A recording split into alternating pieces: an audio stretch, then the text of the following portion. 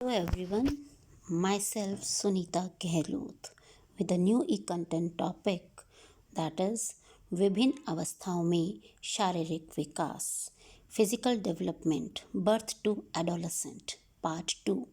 हमने पहला physical development के पार्ट 1 में हमने शारीरिक विकास क्या होता है, शारीरिक विकास की विशेषताएं क्या होती हैं और जो शारीरिक विकास चक्र क्या होता है, शारीरिक विकास चक्र का प्रभाव क्या होता है, शारीरिक विकास का महत्व क्या होता है और शारीरिक विकास के नियमों के बारे में जाना। आज के हम इस टॉपिक में शारीरिक विकास जो है नवजात शिशु और चाइल्डहुड बचपना अवस्था में, बाल्यावस्था में कैसा रहता है उसके बारे में जानेंगे। Let's start. नवजात शिशु का शारीरिक विकास। एक नवजात शिशु के शारीरिक विकास के अंतर्गत निम्नलिखित बातों का हम अध्ययन करेंगे, जैसे लंबाई तथा भार, शारीरिक अनुपात, शारीरिक आकृति, शारीरिक क्रियाएं आदि। पहला लेते हैं लंबाई तथा भार। जन्म के समय एक सामान्य शिशु की औसत लंबाई 19.5 इंच तथा भार लगभग 7.5 पौंड होता है, जो कि 3.5 किलो के लगभग होता है। वंशानुक्रम और वातावरणीय कारकों के प्रभाव के कारण इसमें परिवर्तन भी हो सकता है। ऐसा देखा गया है कि जन्म के समय बालक लंबाई तथा भार में बालिकाओं से कुछ अधिक लंबे होते हैं। इसके अतिरिक्त पूर्व परिपक्व शिशु अपरिपक्व शिशुओं की तुलना में लंबाई तथा भार में अधिक होते हैं। इनके अतिरिक्त अन्य और कई ऐसे तत्व हैं जो शिशु की लंबाई तथा भार को प्रभावित करते हैं, जैसे माँ का भोजन, घर की आर्थिक स्थिति, शिशु की गर्भकालीन क्रियाशीलता और बालक का जन्म क्रम। ये तत्व ऐसे हैं जो बच्चे की लंबाई और भार को प्रत्यक्ष और अप्रत्यक्ष रूप से प्रभावित करते हैं। फिर आता है शारीरिक अनुपात, फिजिकल प्रॉपर्टीज़ रेशियो जो है। शारीरिक अनुपात में नवजात शिशु वयस्कों से भिन्न होता है। वयस्कों में सिर और शरीर का अनुपात 1/7 होता है, जबकि शिशुओं में यह अनुपात 1:4 रेशियो में होता है। इसी प्रकार नवजात शिशुओं में चेहरे तथा मस्तिष्क का अनुपात 8:4 का होता है, जबकि वयस्कों में यह अनुपात 2:1 अनुपात में होता है। फिर आता है शारीरिक आकृति, फिजियोलॉजिकल फीचर्स। शारीरिक आकृति में शिशु वयस्कों से भिन्न होता है। उसके दांत नहीं होते हैं, हाथ और पैर सिर की अपेक्षा छोटे होते हैं, नाक चपटी होती है, पेट कुछ बड़ा तथा उभरा होता है, सिर पर हल्के मुलायम बाल होते हैं, त्वचा कोमल तथा गुलाबी होती है, मांसपेशियां कोमल व अनियंत्रित होती हैं, अस्थियां लचीली होती हैं। पहले लेते हैं आँखें। जन्म के समय बच्चों की आंखों में भूरापन होता है, किंतु कुछ दिनों बाद बदलकर स्थायी रंग प्राप्त कर लेता है। अधिकांश बच्चों की आंखें काली ही होती हैं। आंखों में आकार में आंखें पूर्ण परिपक्व दिखाई देती हैं, किंतु उनकी गतियां नियंत्रित नहीं होती हैं। दृष्टि का केंद्रीयकरण 6 से 8 सप्ताह बाद हो पाता है। गर्दन, नवजात शिशु की गर्दन बहुत छोटी होती है, जो दिखाई नहीं देती है। देखने में ऐसा लगता है सिर धड़ से जुड़ा है। इसका कारण है सिर शरीर की अपेक्षा बड़ा होता है। नवजात शिशुओं के बाल मुलायम और काले होते हैं। नवजात शिशुओं की मांसपेशियां छोटी, कोमल और अनियंत्रित होती हैं। शरीर की अन्य मांसपेशियों की तुलना में पैर तथा गर्दन की मांसपेशियां कम विकसित होती हैं। शिशुओं की अस्थियां कोमल व लचीली होती हैं क्योंकि कार्टिलेज की बनी होती हैं। संख्या में वयस्कों से अधिक होती हैं। त्वचा कोमल व गहरे गुलाबी रंग की होती है। जन्म के समय शिशुओं के दांत नहीं होते हैं, यद्यपि इनके विकास की नींव गर्भावस्था के 5वें माह में ही पड़ चुकी होती है। फिर आता है शारीरिक क्रियाएं। नवजात शिशुओं में निम्नलिखित शारीरिक क्रियाएं होते हैं, जैसे पहला श्वसन क्रिया। जन्म के बाद शिशु का रोना एक महत्वपूर्ण क्रिया है। रोने से शिशु की श्वसन क्रिया प्रारंभ हो जाती है, अतः शिशु के जीने के लिए उसका रोना आवश्यक है। शिशु जन्म के समय प्रारंभ में श्वसन दर 40 से 45 प्रति मिनट होती है, किंतु 1 सप्ताह के अंत तक यह गति कम होकर 35 प्रति मिनट रह जाती है। वयस्कों में श्वसन दर 18 प्रति मिनट रहती हैं। जागृत अवस्था में शिशु की श्वसन दर 32.3 प्रति मिनट रहती है, और जब शिशु क्रंदन करता है तो यह दर बढ़कर 133.3 प्रति मिनट हो जाती है। हृदय की धड़कन। नवजात शिशुओं के हृदय की धड़कन भी वयस्कों से अधिक होती है, किंतु हृदय आकार में छोटा होता है। नवजात की हृदय गति 120 से 140 प्रति मिनट होती है। नवजात शिशुओं के शरीर का तापमान भी वयस्कों की तुलना में अधिक होता है तथा परिवर्तनशील रहता है। स्वस्थ नवजात शिशुओं में यह तापमान 98.2 डिग्री से 99 डिग्री फ़ारेनहाइट तक रहता है। नाड़ी गति। नाड़ी की गति भी शिशुओं की वयस्कों से अधिक होती है। वयस्कों की नाड़ी की गति 70 प्रति मिनट होती है, जबकि शिशुओं की नाड़ी की गति 120 से 150 प्रति मिनट होती है। सोते समय और रोते समय इस गति में परिवर्तन देखा जाता है। चूसने संबंधी क्रियाएं, सकिंग मूवमेंट्स। जन्म के समय शिशु में चूसने संबंधी क्रिया का विकास स्वतः ही हो जाता है।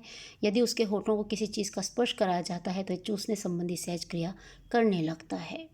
जो शिशु स्तनपान करते हैं उनमें चूसने की सहज क्रिया को अन्य तुलना में अधिक पाई जाती है। भूख। जन्म के तुरंत बाद शिशु को भूख का अनुभव नहीं होता। 2-3 दिन बाद उसे भूख की तीव्रता का अनुभव होने लगता है। प्रारंभ में भूख की क्रिया तीव्र और अनियमित होती है, किंतु थोड़े से दूध से शांत हो जाती है। 2 से 3 सप्ताह बाद शिशु को समय से भूख लगने लग जाती है। निद्रा। नवजात शिशु जन्म के समय अधिकांशतः सोता ही रहता है। केवल भूख लगने पर ही या मल मूत्र त्याग करने पर ही जागता है। संपूर्ण दिन में वह लगभग 15-20 घंटे सोता है। आयु वृद्धि के साथ साथ नींद की मात्रा कम होने लगती है। मूत्र त्याग। जन्म के बाद शिशु के मूत्र त्याग का कोई निश्चित समय नहीं है। कभी कभी शिशु जन्म के तुरंत बाद मूत्र त्याग कर देते हैं और कभी कभी 2 दिन तक नहीं करते हैं। यह 24 घंटे में लगभग 2 औंस होती है। शिशु गर्मी के मौसम में कम तथा जाड़े में अधिक मूत्र त्याग करते हैं। मल त्याग क्रिया। जन्म के कुछ घंटों बाद मल त्याग की क्रिया प्रारंभ हो जाती है। शिशु जन्म के 3 से 4 दिन बाद दिन में 4-5 बार चिपचिपा और हरे रंग का पदार्थ मल के रूप में निष्कासित करता है। बाद में मल का त्याग दूध पीने के आधा घंटे बाद और दिन में 5-6 बार मल त्याग करता है। मल त्याग की क्रिया पर भी शिशु का स्वतः नियंत्रण नहीं होता है। तो यह था नवजात शिशु का शारीरिक विकास जो हमने अभी देखा। अब आता है बचपना अवस्था यानी चाइल्डहुड, बेबीहुड जो है, जो 0 से लेकर 2 साल तक रहता है, उसमें हम बच्चे का शारीरिक विकास देखेंगे। बचपना अवस्था यानी 0 से 2 साल में शारीरिक विकास। पहला लेते हैं लंबाई। जन्म के प्रथम 2 वर्षों में शारीरिक विकास की गति अति तीव्र होती है। हरलॉक के अनुसार जन्म के प्रथम 4 माह में शिशु सामान्यतः 3 इंच बढ़ता है। 8 माह की अवस्था में यह लगभग 25 से 27 इंच लंबा हो जाता है और 1 साल का होते होते 27 से 29 इंच। दूसरे साल में लगभग 4 इंच होकर 32 इंच लंबा हो जाता है। बालकों की लंबाई पर सामाजिक व आर्थिक दशाओं, वंशानुक्रम, जातीय भिन्नताओं का प्रभाव पड़ता है। जिन बालकों में कोई विशेष शारीरिक रोग या विकृति पाई जाती है उनकी लंबाई कुंठित हो जाती है। भार। जन्म के तुरंत बाद नए वातावरण से समायोजन न कर पाने के कारण बालक के जन्म के भार में कमी आ जाती है, किंतु जन्म के चौथे माह से पुनः उसके भार में वृद्धि होने लगती है। जन्म के चौथे सप्ताह में यह लगभग जन्म का 2 गुना भार प्राप्त कर लेता है। फलस्वरूप 4 माह के शिशु का वजन 6.5 से 7 किलोग्राम तक हो जाता है। इसी क्रम में वृद्धि करते हुए 1 वर्ष के शिशु का भार जन्म के भार का तिगुना हो जाता है। दूसरे वर्ष में भार की वृद्धि धीमी गति से होती है, क्योंकि बालक की ऊर्जा चलने फिरने, उठने बैठने और खेलने में व्यय हो जाती है। लंबाई के समान भार में भी व्यक्तिगत भिन्नताएं पाई जाती हैं। इसके अतिरिक्त जिन बच्चों को किसी कारणवश जन्म के समय माँ का दूध नहीं दिया जाता है उनका भार भी सामान्य गति से नहीं बढ़ पाता है। अब लेते हैं शारीरिक अनुपात। जन्म के पश्चात बच्चे का शारीरिक केवल आकार में ही नहीं बढ़ता, अपितु शरीर के विभिन्न अंगों का अनुपात भी बदलता रहता है। किसी निश्चित आयु पर पहुंचने पर ही शरीर के अंग अपना निश्चित अनुपात ग्रहण कर पाते हैं। जब शिशु जन्म लेता है उस समय उसके सिर की लंबाई उसके शरीर की लंबाई का 2.5 लंबाई का 25% होता है। 2 वर्ष के पश्चात सिर का विकास बहुत तीव्र गति से 2 वर्ष के बालक के सिर का विकास बहुत तीव्र गति से होता है, लेकिन 2 वर्ष का पूरा होने पर यह विकास रुक जाता है। जन्म के समय शिशु का चेहरा सिर की अपेक्षा छोटा होता है, किंतु क्योंकि इस समय बालक के दांत नहीं होते हैं। 5-6 माह बाद जब दूध के दांत निकलना प्रारंभ होते हैं तो चेहरे का निचला हिस्सा भरा हुआ दिखाई देता है। शरीर के आकार की भांति अस्थियों का विकास भी प्रारंभिक 2 वर्षों में तेजी से होता है और उसके बाद धीमा हो जाता है। जन्म के समय अस्थियां लचीली होती हैं क्योंकि कार्टिलेज की बनी होती हैं, किंतु बाद के विकास क्रम में जब इन पर कैल्शियम फॉस्फेट संग्रहित होने लगता है तो ये मजबूत हो जाती हैं। अस्थियों की मजबूती के लिए कैल्शियम, फास्फोरस और विटामिन डी की आवश्यकता होती है। जन्म के समय शिशु के शरीर में लगभग 270 अस्थियां होती हैं। इसका कारण है कि लचीली होने के कारण अस्थियां अलग अलग होती हैं, किंतु बाद के विकास के क्रम में ये अस्थियां परस्पर जुड़ जाती हैं और इनमें दृढ़ता आ जाती है, किंतु संख्या कम होकर 270 से 206 रह जाती हैं। अस्थि विकास के कारण ही बालक बैठने, खड़े होने, झुकने तथा चलने फिरने की क्रिया करने में सक्षम होता है। अस्थि विकास या अस्थियों के बड़े होने की क्रिया को ऑसिफिकेशन कहा जाता है। जन्म के समय शिशु की छाती गोलाकार, गर्दन छोटी तथा कंधे ऊंचे होते हैं, परंतु बचपनावस्था के विकास क्रम में सिर व धड़ के बीच गर्दन और अधिक स्पष्ट होने लगती है और छाती चौड़ी हो जाती है। नवजात शिशु के हाथ पैर छोटे व मुड़े हुए होते हैं। उंगलियां छोटी तथा कोमल होती है क्योंकि अस्थियां पूरी तरह से विकसित नहीं होती हैं।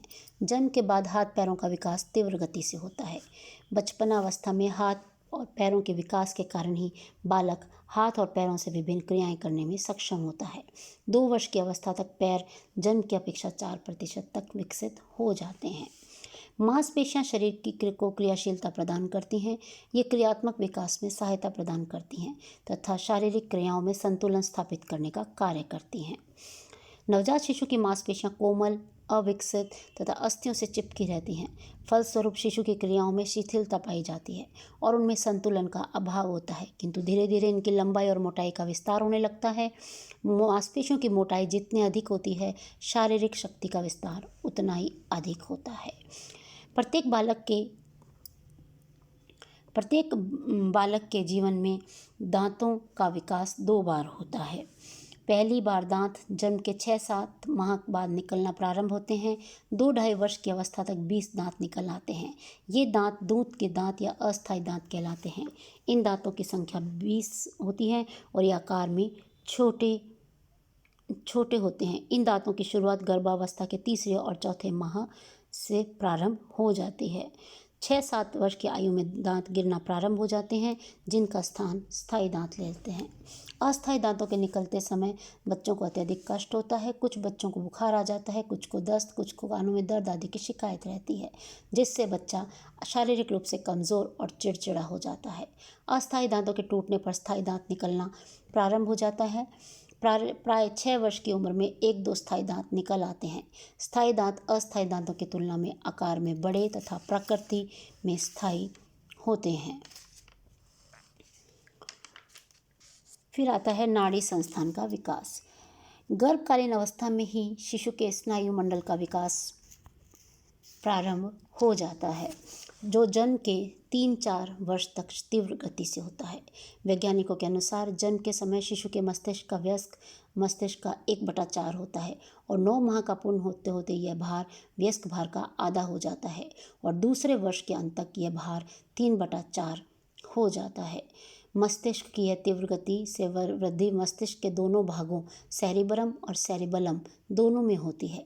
सेरिबलम, जो कि शरीर के संतुलन को बनाए रखने में महत्वपूर्ण भूमिका निभाता है, उसका भार जन्म के प्रथम वर्ष में 300 गुना बढ़ जाता है। स्नायु तंत्र में 3 तरह के स्नायु कोशों का जाल बिछा रहता है, जो 3 तरह के होते हैं: स्वचालित, संवेदनिक और प्रेरक स्नायु कोश और साहचर्य स्नायु कोश। स्वचालित स्नायु कोश ऑटोनॉमिक नर्व सेल्स। ये स्नायु कोश हृदय, फेफड़े, यकृत, आमाशय, प्रजनन अंग तथा रक्त परिवहन तंत्र को नियंत्रित करते हैं। सेंसरी और मोटर नर्व सेल। ये स्नायु कोश पूरे शरीर में फैले रहते हैं। अंगों की संवेदनाओं को मस्तिष्क तथा मस्तिष्क की आज्ञा से अंगों तक ले जाने का कार्य ये करते हैं। ये ज्ञानेंद्रियों से संबंधित होते हैं। साचार्य स्नायु कोश सोचने विचारने, कल्पना शक्ति, तर्क शक्ति, चिंतन शक्ति, स्मृति, प्रत्यक्षीकरण आदि मानसिक क्रियाओं को नियंत्रित व क्रियान्वित करते हैं। अब आता है ज्ञानेंद्रियों का विकास। बचपनावस्था में ज्ञानेंद्रियों का विकास भी तीव्र गति से होता है। साथ ही सभी ज्ञानेंद्रियां संतोषजनक और प्रभावी ढंग से अपना कार्य प्रारंभ भी कर देती हैं। तीसरे माह में आँखों की मांसपेशियां पूर्ण परिपक्वता तक आ जाती हैं, जिससे बच्चा आसानी से विभिन्न वस्तुओं को साफ साफ देख सकता है।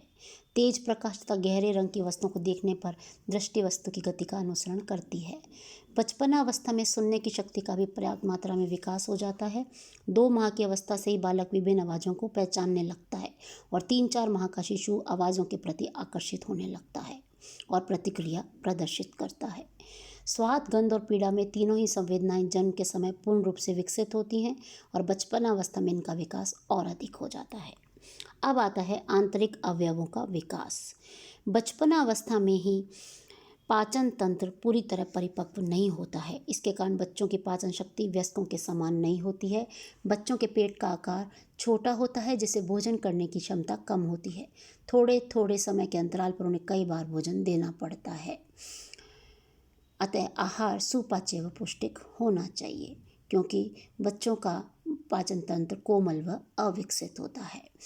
जन्म के समय शिशु के श्वसन जो तंत्र है वो भी अविकसित होता है। शिशु के प्रथम क्रंदन में ही फेफड़ों का विकास और श्वसन क्रिया का प्रारंभ होता है। जन्म के समय सिर की परिधि छाती की परिधि से बड़ी होती है, किंतु 2 वर्ष की अवधि में सिर और छाती की परिधि बराबर हो जाती है और फेफड़ों के आकार में भी वृद्धि हो जाती है। फेफड़ों का आकार बढ़ने से सांस लेने की क्षमता बढ़ जाती है और श्वसन दर कम हो जाती है। रक्त परिसंचरण तंत्र। रक्त परिसंचरण तंत्र के अंतर्गत हृदय तथा रक्तवाहिनी नलिकाएं सम्मिलित हैं। जन्म के समय रक्त वाहिकाएं छोटी तथा पतली होती हैं। हृदय छोटा तथा छाती में ऊंची स्थिति में रहता है, किंतु शारीरिक अनुपात में यह अधिक भारी और बड़ा होता है। जन्म के बाद हृदय तथा रक्तवाहिनियों का विकास तीव्र गति से होता है। शैशवावस्था में रक्तचाप कम होता है, परंतु धीरे धीरे आयु वृद्धि के साथ रक्तचाप में वृद्धि होती जाती है। शरीर का तापमान भी नवजात शिशुओं के समान नहीं होता। प्रातःकाल कम होता है और दोपहर व शाम को बढ़ जाता है। 2 वर्ष की उम्र तक तापक्रम में समानता आ जाती है। अब आता है बचपनावस्था की शारीरिक क्रियाएं। बचपनावस्था में बच्चों की सोने, पीने की, मलमूत्र त्याग आदि की सभी क्रियाएं विकसित हो जाती हैं। जन्म के प्रथम वर्ष में बच्चा लगभग 8 से 10 घंटे प्रतिदिन सोता है। दूसरे वर्ष में यही क्रम रहता है। जन्म से लेकर 4-5 महीने तक सभी बच्चों का खाने का तरीका एक ही समान होता है, इसलिए इस समय तरल आहार ही दिया जा सकता है। दांत निकल आने पर उसे अर्ध तरल भोजन दिया जा सकता है और 1 वर्ष का पूर्ण होने पर बच्चे से काटने और चबाने की क्रिया का विकास हो जाता है। बचपनावस्था में प्रत्येक बच्चे के भोजन के तरीके में भिन्नता पाई जाती है। 2 वर्ष के बच्चे को दूध के साथ साथ अन्य आहार भी दिया जाता है। भोजन के समय में अनियमितता होने पर बच्चों में संवेगात्मक तनाव उत्पन्न हो सकता है। फिर आता है मलमूत्र त्याग की क्रिया। अन्य क्रियाओं की तुलना में मलमूत्र त्याग की क्रिया पर नियंत्रण पाने में बच्चों को अधिक समय लगता है, क्योंकि प्रशिक्षण द्वारा इन क्रियाओं पर जल्दी नियंत्रण पाया जा सकता है। इन क्रियाओं पर पूरी तरह नियंत्रण तभी होता है जब स्नायु तंत्र और मांसपेशियों का पूर्ण विकास हो जाता है। उचित प्रशिक्षण द्वारा मल नियंत्रण 6 माह की आयु में आ जाता है, किंतु मूत्र त्याग नियंत्रण लगभग 1 से 1.5 वर्ष की अवस्था में ही आ पाता है। मल मूत्र त्याग की क्रिया पर बालक के स्वास्थ्य, थकान, संवेगात्मक तनाव आदि का प्रभाव पड़ता है। तो ये था बचपना अवस्था यानी बेबीहुड में, जो कि 0 से 2 साल की अवस्था है, उसमें शारीरिक विकास। इसी के साथ ये टॉपिक, ई कंटेंट का टॉपिक यहीं पर समाप्त होता है। धन्यवाद।